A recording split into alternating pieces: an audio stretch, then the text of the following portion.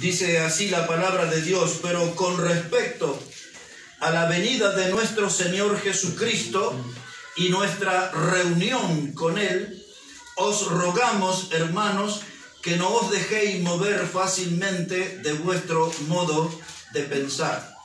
Quiero que note ahí esa expresión que dice nuestra reunión con Él, Y de eso vamos a hablar, sobre la venida del Señor y cómo será nuestra reunión con Él. A todos nosotros en la vida hemos tenido reuniones importantes.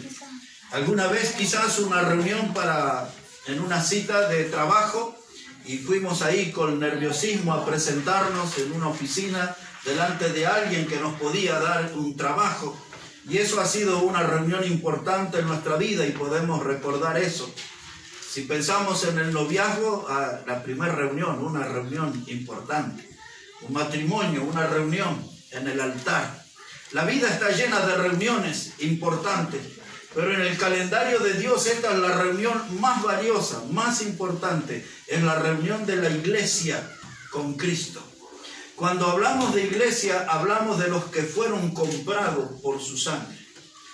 Todo en estos 2000 años de historia, desde la cruz a nuestros días, todos los que fueron comprados por la sangre de Cristo forman parte de la iglesia. Ellos son los que nos vamos a reunir con Él.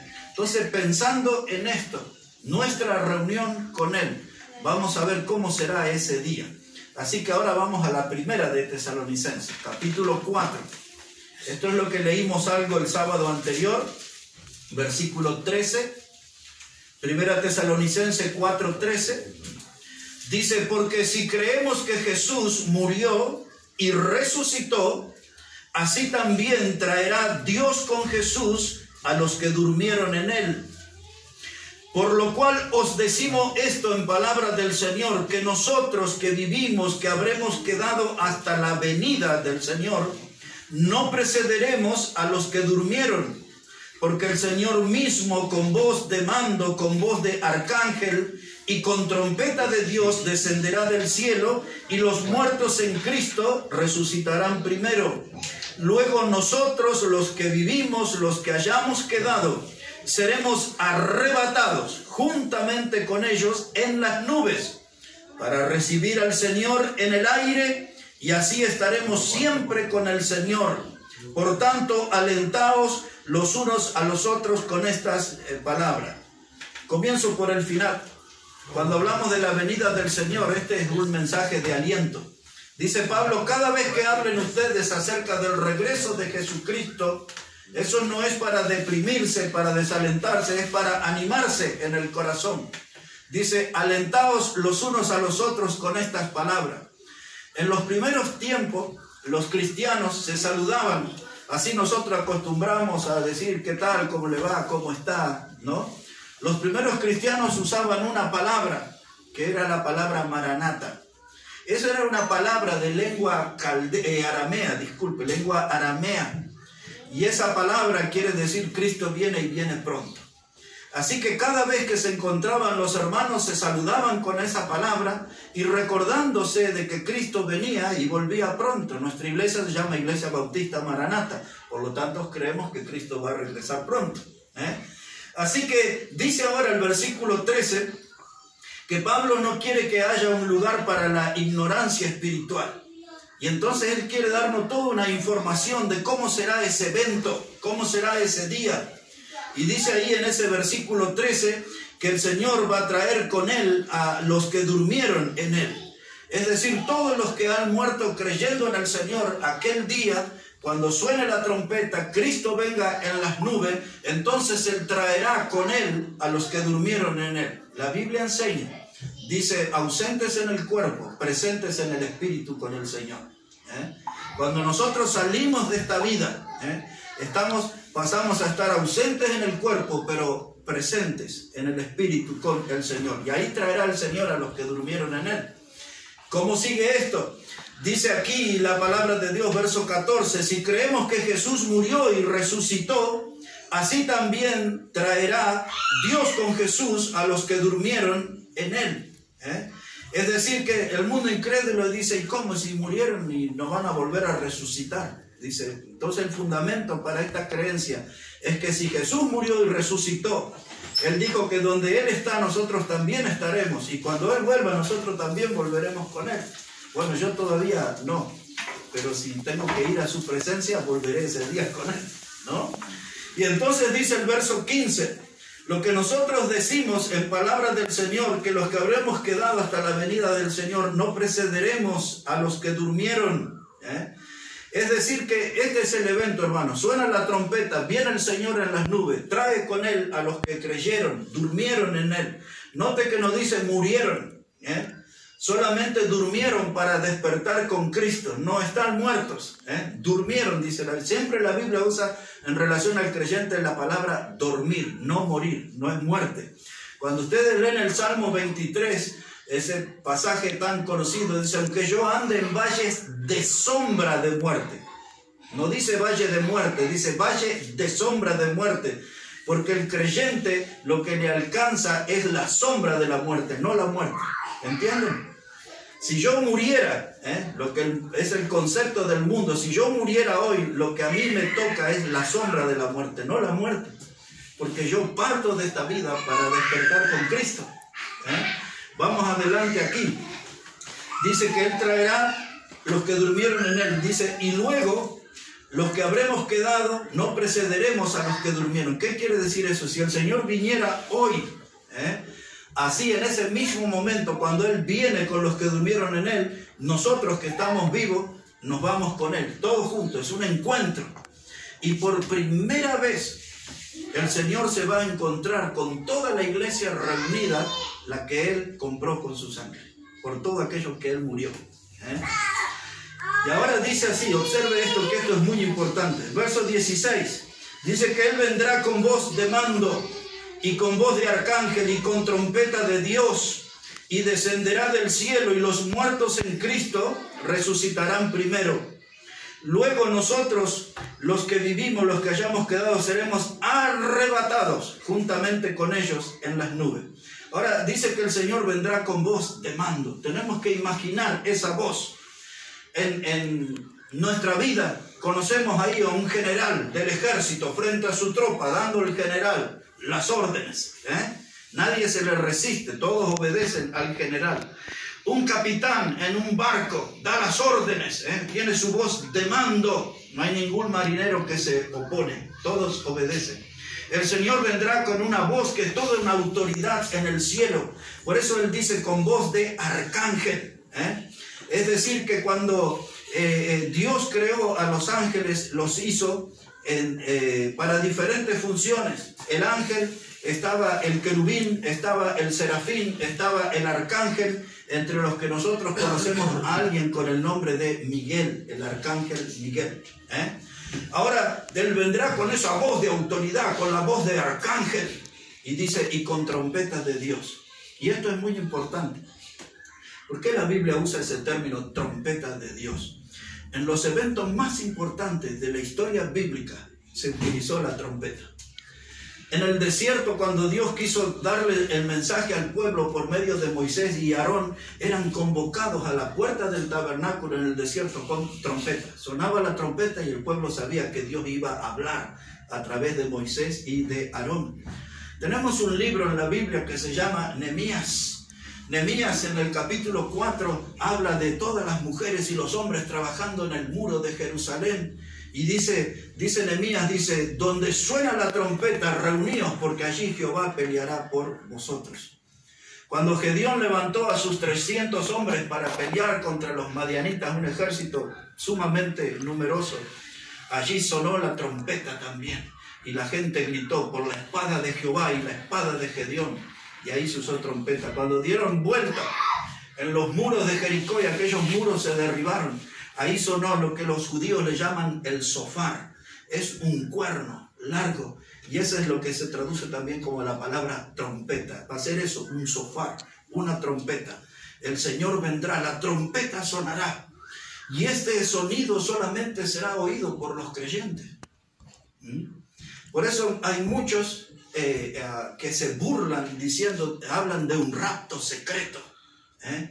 Y no se trata de eso, porque el rapto, la ida de la iglesia con Cristo va a ser sumamente notoria en el mundo. Imaginen ustedes un hombre, un piloto de avión, hijo de Dios, manejando, y de pronto, ¿y quién va a manejar ese avión? ¿Habrá tiempo de poner el piloto automático? Una carretera, alguien que maneja un camión, un auto. Mire, en el mundo va a suceder muchas cosas. Y gente va a desaparecer, mozos preocupados en el restaurante, se fue sin pagar, ¿dónde está? Imaginen ustedes lo que va a ser, ¿no? Entonces, aquí muchos se dicen, pero yo, porque hay algunos grupos religiosos que dicen, si usted no hace ayuno, si usted no diezma, si usted no hace esto, eso no se va a ir con el Señor. Jamás la Biblia habla de eso. Nunca la Biblia dice que de mi asistencia a la iglesia, de mi diezmo o de cosas que yo pueda hacer me involucran en el rapto, no.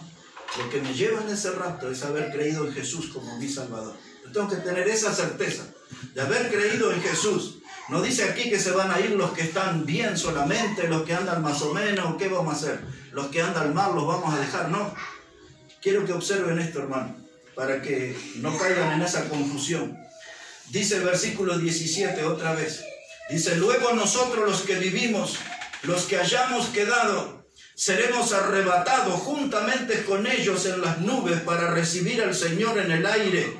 Y así estaremos siempre con el Señor. Quiero que ponga la atención en la palabra arrebatados. Esa palabra arrebatado del idioma griego, como fue escrito acá, habla de ser arrancados de la tierra con un poder divino. Ninguno de nosotros, por más que intentemos, va a poder ir al cielo ahora, por nuestros medios.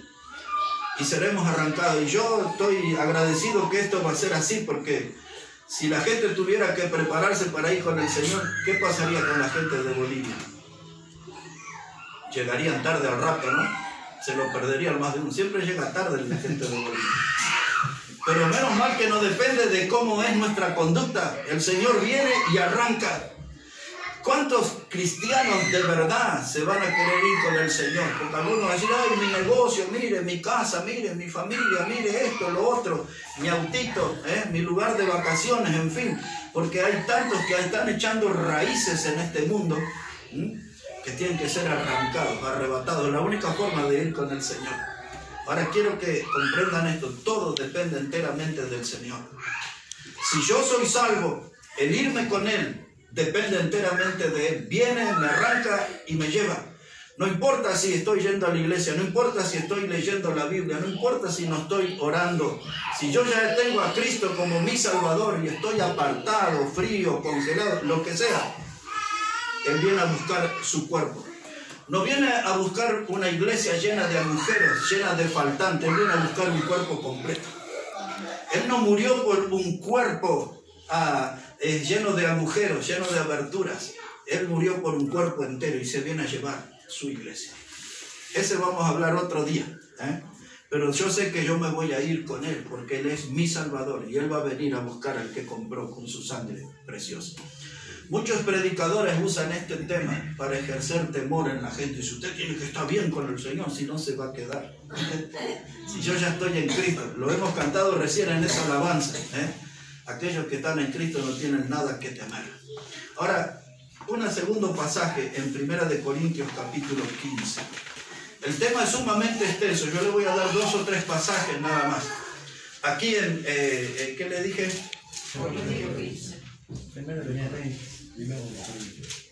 Primera de Corintios, el capítulo 15, versículo 51. Mire cómo dice la palabra aquí. Primera de Corintios 15, verso 51. Dice, he aquí os digo un misterio. No todos dormiremos, pero todos seremos transformados. En un momento, en un abrir y cerrar de ojos, a la final trompeta, porque se tocará la trompeta, y los muertos serán resucitados incorruptibles, y nosotros seremos transformados, porque es necesario que esto corruptible se vista de incorrupción y esto mortal se vista de inmortalidad. Lo primero que dice el verso 51, dice Pablo, yo les digo un misterio. Un misterio es algo escondido, algo que quedó desconocido. Y lo que él va a contar fue algo que en el Antiguo Testamento no se sabía. ¿Y qué es el misterio? Dice, no todos dormiremos. Es decir, que mucha gente saldrá de esta vida sin morir. La gente del Antiguo Testamento tenía un ejemplo en un hombre que se llamaba Enoc. La historia de él es breve pero impactante. Está en Génesis 5, 22 a 24. Y en esos 3 versículos 2 veces dice, Enoc caminó con Dios. Enoc vivió en la generación antes que Noé. Y toda aquella generación estaba podrida literalmente. Una generación llena de inmoralidades, de maldades, de violencia. Y por eso Dios decidió enviar el juicio. Pero Enoc decidió caminar con Dios. Y luego nos enteramos en el Nuevo Testamento, dice Hebreos el capítulo 11 y los versículos 5 y 6 habla de Enoc y dice, Enoc fue traspuesto para no ver muerte. El segundo hombre en el Antiguo Testamento que no murió se llamaba Elías. Fue uno de los grandes predicadores de la historia de Israel. Y él fue arrebatado en un torbellino y fue llevado por Dios. La gente tenía esa información, pero no sabía que miles y miles y millones podemos hablar, dice Pablo, no todos dormiremos. Y ese es el misterio que quiero darle, dice, pero todos los que van a participar de este evento necesitan ser transformados. Y entonces él hace aquí un juego de palabras un poco difícil, pero lo vamos a entender bien. Él dice, es necesario que esto corruptible se vista de incorruptibilidad. Nosotros todos vivimos en un cuerpo pecaminoso. Este cuerpo peca todos los días, de hecho, de pensamiento, todos los días hay alguna clase de pecado en nuestra vida. Por eso la Biblia puso a nuestra disposición la sangre de Cristo y la Biblia dice que si confesamos nuestros pecados, Él es fiel para limpiarnos de toda maldad. Este cuerpo necesita higienizarse todos los días, limpiarse todos los días. Y entonces dice Pablo, es necesario que esto corruptible, esto que está contaminado por el pecado, afectado por el pecado, se vista de incorruptibilidad. ¿Cuándo vamos a ser incorruptibles? Cuando estemos delante del Señor, porque seremos semejantes a Él en gloria. Allí no hay lugar más para el pecado, nunca más vamos a pecar, porque cuando estemos delante de Él, nuestro cuerpo será transformado. La palabra exacta es glorificado, un cuerpo igual al del Señor, sin pecado. Y ahora, dice que esto sucederá en un momento. Los otros días les dije, la palabra momento es la palabra griega, de donde nosotros tomamos la palabra átomo. Y si bien ahora los científicos han dividido el átomo, el núcleo y no sé cuántas partes más, aquí en la Biblia la palabra átomo significa un momento indivisible. Eso será así. Por eso dice abrir y cerrar de ojos, no como los santiagueños que demoran, ¿no? Así, rapidito será eso. Nadie tendrá tiempo de agarrar nada, ni de tomar nada, nada. Y ahora lo que es importante, dice que el encuentro es en el aire. Porque hay mucha gente que dice, Cristo vendrá y va a poner su reino. No, Él va a venir por su iglesia. Cuando venga en relación a la nación de Israel, va a venir y va a poner sus pies en el monte de los olivos. Pero cuando Él venga a buscar a su iglesia, el encuentro es en el aire, lo que leíamos en Tesalonicenses. Y dice, y estaremos por siempre con Él. Así que aquí ya tenemos las primeras evidencias de cómo será nuestra reunión con Él. Como les dije que el tema es sumamente amplio, pero yo quiero terminar hablando de ¿y qué con nuestra vida? ¿Qué para los que están bien? ¿Qué para los que están más o menos? ¿Y qué para los que están en mala comunión con el Señor? O en mala relación con el Señor. ¿Qué con nosotros? Entonces les voy a leer en Primera de Juan, capítulo 2, casi al final de la Biblia, antes de Apocalipsis, ahí tiene las cartas de Juan. Y en el capítulo 2, y esto tiene una conexión con lo que dijimos hoy, dice Pablo, dice, alentaos los unos a los otros con estas palabras, ¿no? Y este texto que vamos a leer ahora nos anima. Observe cómo dice, Primera de Juan 2, versos 28. ¿Ya lo tienen ahí? Primera de Juan 2, 28. Dice, y ahora, hijitos, permaneced en Él, para que cuando se manifieste, es decir, cuando Él venga, tengamos confianza para que en su venida no nos alejemos de Él avergonzados. ¿Se acuerdan que algunos dicen, no, pero si este está mal, no va a ir con el Señor, si este está más o menos, no va a ir con el Señor? Pero fíjense que aquí dice que delante de Él va a haber algunos avergonzados. ¿Y por qué va a haber gente avergonzada delante de Él? Porque no han caminado bien con Él. Han perdido las oportunidades que Él les ha dado en la vida y ahí están. Y dice, ¿y a dónde me voy si no me puedo escapar del cielo? Ya estoy ahí, no hay forma de huir. Soy un hijo de Dios, soy un heredero de la vida eterna. Y ahora solamente estoy avergonzado porque pasó mi vida y no hice nada por Él, o hice muy poco por Él. No hice lo suficiente por Él. Y entonces la Biblia habla aquí de gente que en su venida va a querer alejarse de Él avergonzado, pero no puede alejarse del cuerpo que pertenece, del cuerpo de Cristo, que es la iglesia. No puede salirse, nadie, ni por voluntad propia, ni nadie le puede sacar, porque ese lugar, cuando fue salvo, Dios le dio vida eterna y Dios le dio un sitio eterno. Y recuerden esto, que nuestra salvación no depende de lo que nosotros hacemos, depende de lo que Cristo hizo en la cruz. Si la salvación dependiera de nuestras obras, de lo que nosotros hacemos, no nos hubiese durado ni 5 minutos de verdad. Porque hubiésemos creído en Él como Salvador y yo creo que en 5 minutos ya hubiésemos pecado. Entonces la salvación no depende de lo que yo hago, depende de lo que Cristo hizo en la cruz. Y todos recordamos cuando Él gritó allí, consumado es. Esa palabra que Él gritó, consumado es la palabra griega en el Nuevo Testamento, tetelestai. Ese término extraño pero valioso, tetelestai. Eso lo usaban los contadores, y cuando una cuenta era saldada, el contador, para decir que estaba cerrada ya, terminada, paga, ponía la palabra tetelestai. Y cuando Jesús gritó en la cruz, consumado es esa la palabra, tetelestai. Él dice, la deuda ya fue pagada. Y Él derramó allí su sangre para que nosotros seamos salvos. Nuestra salvación depende de Cristo. Y esa sangre no se va a contaminar, esa sangre va a conservar su poder por toda la eternidad, va a conservar la pureza por toda la eternidad. En otras palabras, hermano, si la salvación alguien la perdiera, solamente podría suceder si Cristo peca. Y eso es imposible. Por eso estamos seguros en Él. Es el himno que hemos cantado hace un rato, ¿no? Y hemos cantado ahí de ese precioso raudal que limpia todo mal. No hay otro manantial, solo de Jesús, la sangre.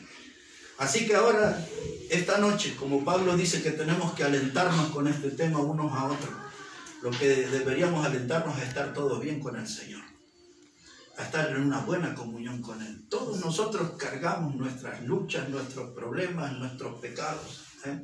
Todos nosotros hemos fallado una y miles de veces quizás al Señor. Pero hay un momento de encuentro, de reencuentro, como le quiera llamar, donde yo puedo empezar a ponerme bien con Cristo, andar bien con Él y prepararme para mi reunión con Él, nuestra reunión con Él.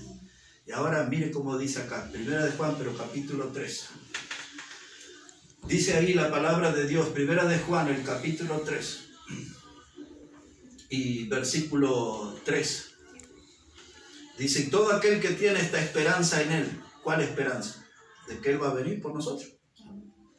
Dice, todo aquel que tiene esta esperanza en Él se purifica a sí mismo, así como Él es puro. Ahora, Él viene, Maranata, Cristo viene pronto. Tengo dos posibilidades, de estar bien con Él o de formar parte de un grupo que la Biblia le llama los avergonzados. Pero yo no quiero estar avergonzado delante de Él. Entonces, si tengo esta esperanza en Él, dice el texto, tengo que purificarme, así como Él es puro. Porque tengo que estar a la altura de ese evento. En los bailes del mundo antes decía, tienen que venir de saco y corbata, otro decía, tienen que venir de elegante por. Otro decía, tienen que venir de gala. Bueno, aquel día cuando estemos delante del Señor, lo más importante es que podamos estar puros, porque vamos a estar ante un ser puro. Cuando estamos aquí entre nosotros pasamos desapercibidos, porque todos somos pecadores. ¿No? Entonces, pero cuando estemos delante de Él, tenemos que estar a la altura. Cuando hablamos de la venida del Señor, hay una palabra en el idioma griego. Yo cito el griego porque todo el Nuevo Testamento fue escrito en idioma griego. Y la palabra que se usa es la palabra parousia. Cuando se habla de la venida del Señor, se usa ese término, parousia.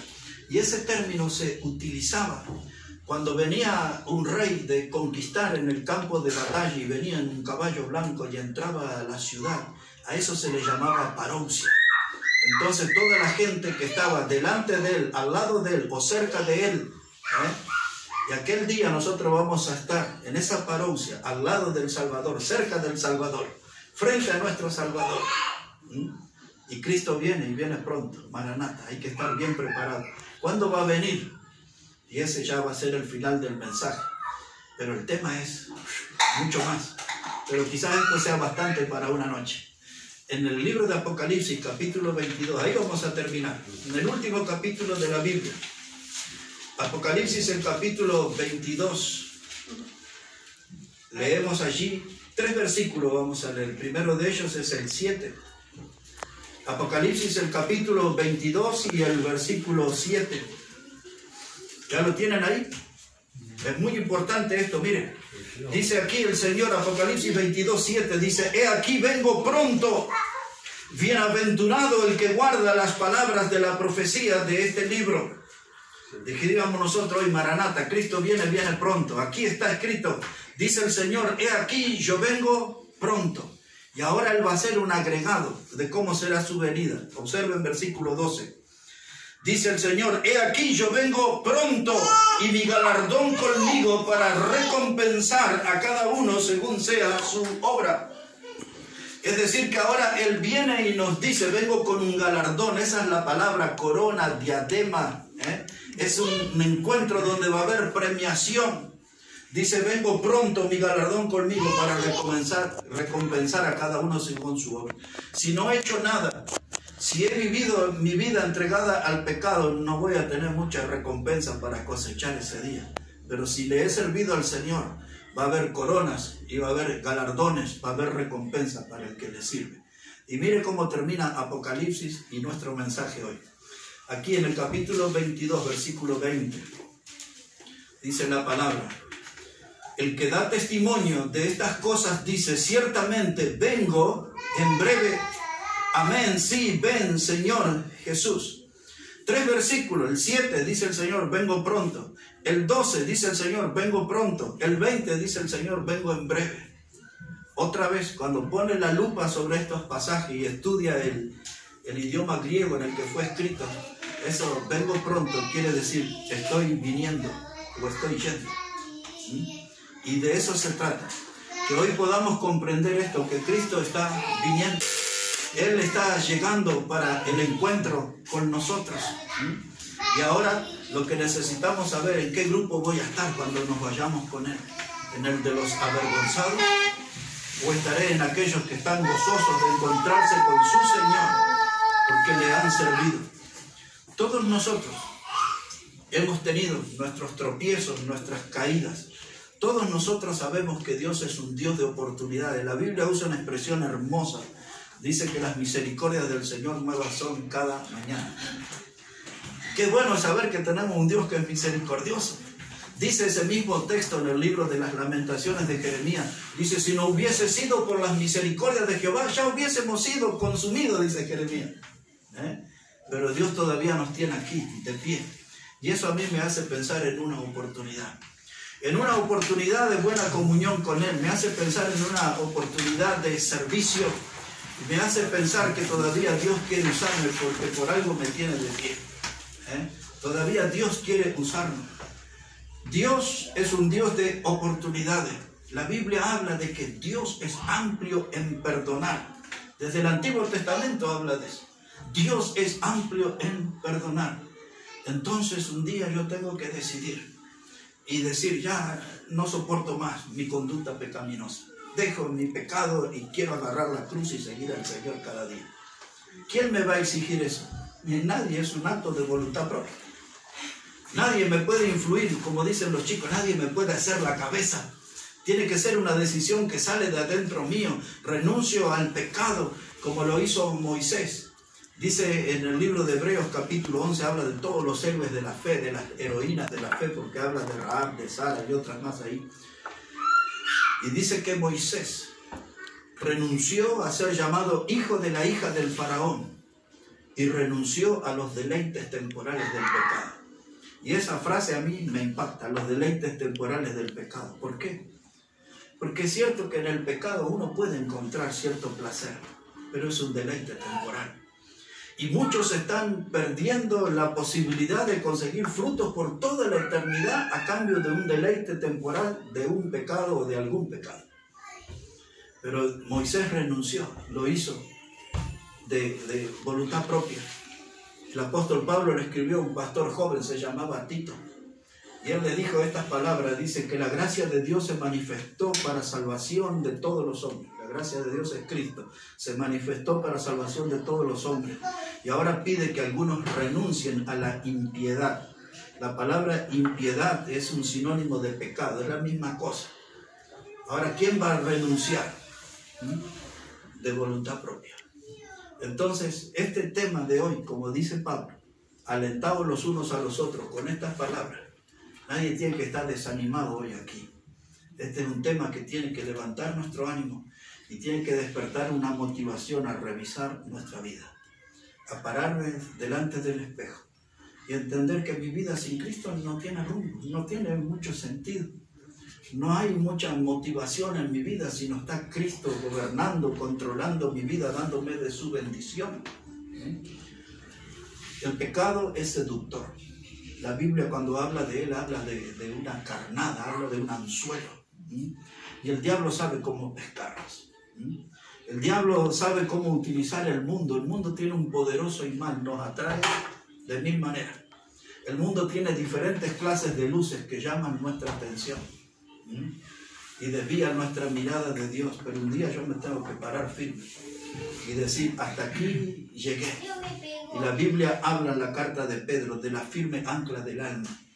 El ancla que usa el barco para que no se mueva, se mantenga en una postura. Y entonces mi alma necesita estar anclada en Cristo. Lejos del mundo, lejos del pecado, lejos de las actividades de la tiniebla. Y ahora Dios, si estuviéramos hablando de fútbol ahora, diríamos, Dios tiró la pelota en mi campo. Y ahora yo tengo que hacer qué voy a hacer con eso. Volviendo al plano espiritual, yo tengo que saber y decidir qué voy a hacer con mi vida. Voy a seguir frustrado, amargado, derrotado, cargando culpas, lamentándome de hechos. ¿Qué voy a hacer? Lo mejor, si yo pudiera decirle algo a todos ustedes, es hacer un enorme paquete con todas esas cosas que forman parte de mi vida y traerla frente a la cruz y entregarle mi carga al Señor. Y Él dice, traed vuestra carga y llevad mi yugo. ¿Saben qué es el yugo? En la vida de campo, cuando dos bueyes van arando la tierra, se pone una madera sobre el cuello para que caminen parejo. Y el Señor nos invita a eso. Dice, llevad mi yugo. En otras palabras, vamos a caminar juntos. Vamos a ir juntos, vamos a ir abriendo la tierra y vamos a ir yendo hacia adelante.